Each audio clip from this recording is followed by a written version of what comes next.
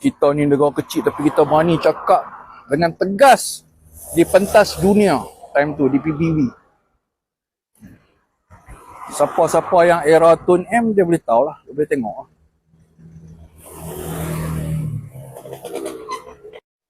Tun M juga dia penuh dengan strategi.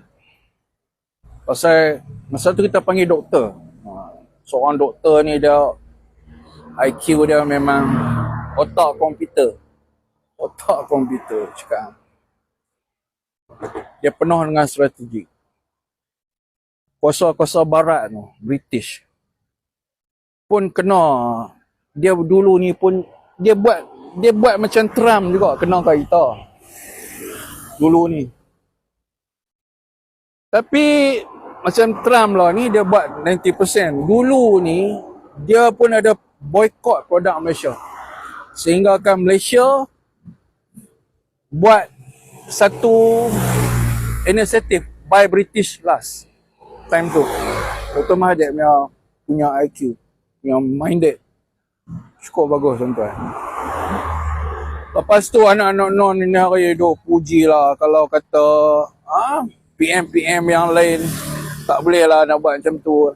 Aku rasa lebih pada tu pun boleh. Cuma bagi aku lah, bagi aku sebagai seorang PM, be a professional. Nampak biar kita ni nampak professional. Kita ni tak adalah nampak macam tergeh-geh, terkinyar-kinyar kan. Sebab seorang Perdana Menteri Malaysia, negara kan, yang mewakili imej negara, patutnya be a professional tu lah.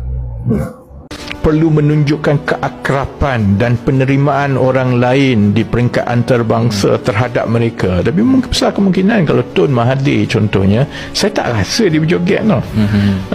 Sebab yalah, okay, I do my job as a Prime Minister.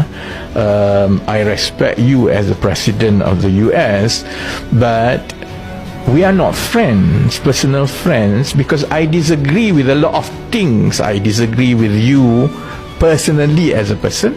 I disagree with your decision as the President of the US kan. Jadi